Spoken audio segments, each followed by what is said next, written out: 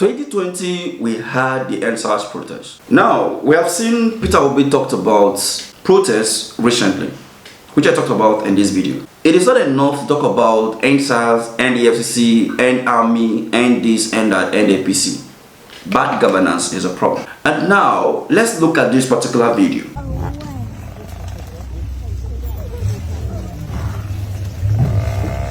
This is a buffalo and lions, some lions, and the lions attack this particular buffalo and trying to capture, to devour, because they are the king of the jungle. There are more than 5 lions there, and when you look at this video carefully, you will understand that there are more than 20 buffalo which can actually outrun those lions if they come together. I have seen videos of one buffalo sending away 3 lions at once. But the question here is this: why are they just staring at the lions devouring their own brother or sister? Now, when you look closely, you will see that one ran in to help one of the buffalo that is down, and the lion gave that one a smash.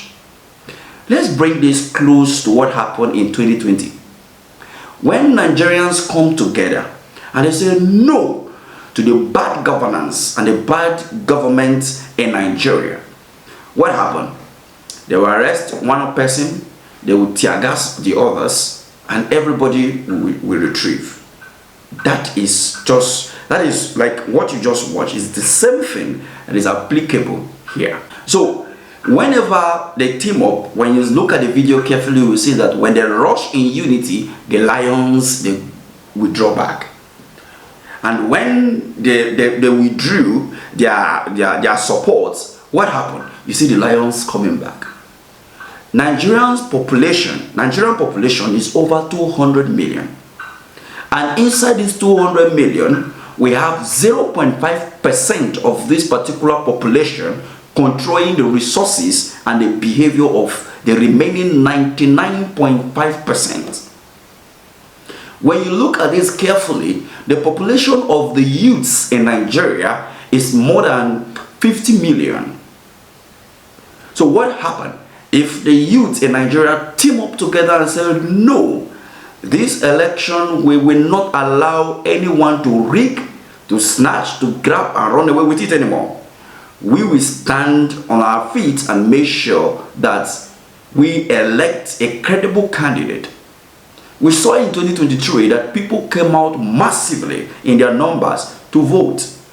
People tried to even collect their PVC, registered under rain, under sun. Many political analysts keep saying that the youth that are marching and saying, do they even have PVC? But when you go to the Independent National Electoral Commission's headquarters and their branches scattered around the whole country, you will see that many Nigerians keep lining up under the rain and the sun, but could not be given their permanent voters card for them to exercise their franchise. Many people were defranchised in the last election. Why? Because the INEC did not do the needful. Now, let's leave that by the way. After the election, for those who came out, we saw that the police were used, thugs were used, and we saw all the video clips. But we saw places where people were declared, winners of the election with a margin of 1,000. But we saw when the reports get to the headquarters, we saw that it has been reduced to 100 or 2. All manners happened during the 2023 election. And Nigerians stood and were watching. Like the buffaloes, standing and watching, while they were dragging one of their own to death. That is how the 0.5% of Nigerians are actually dragging the life and soul of Nigeria to death, while over 99.5% of Nigerians are watching the soul of the Nigeria dragged to the mud. When will the Nigerian people rise up and say, no, we will not take this anymore? Currently, there are plans to protest. And in Nigeria currently, there is nothing like before you will say text, you have been arrested by the police. And we said we are practicing democracy. If I call for a protest right now they will say that you are trying to stage, people against the government, that the government is doing well. Is the Nigerian government actually doing well? The question have an answer, and you, the viewers, will be the one that will answer this question, because you are feeling the heat.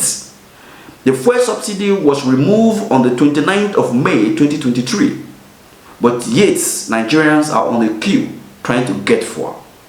They said when the fuel subsidy has been removed, we will no longer be looking for fuel to buy. We will get fuel and there will be peace and all of that. But yet people are still queuing to buy fuel. Can you see that? So ask me, a Nigerian went out to protest the other day, which I brought in this video. The manner at which he went is condemnable. He has been arrested and detained by the Nigerian police, of which at the end of the day, he is going to serve 1 year prison term because he attempted suicide. In another way, the flag boy was in Abuja campaigning or saying, "Hunger deal." What happened? He was arrested, but later we learned that he was released. But why arresting him in the first place? Is there no hunger in the land? Is there the money that we have can even buy what is in the market? The inflation rates of food is over 30%. Dangote himself even complained that we have an interest rate of over 30%, of which nobody will be able to employ. And days later, he was appointed, and the Committee of Economic Reform and all of that, he was given to chair that committee and advise the government on what to do. But we thought that the president said that he has the strategy, he has everything, to govern this country, and he don't want to spill them out for the opposition to steal from him. So what changed? So these are the basics. In Nigeria today, it is not possible for you to say, "I disagree with the government," because when you do, you are just going to end your career. But anyway, we can only talk, and we'll continue to talk and hold the government accountable until we get the right things in place and the right people in place to move this country forward.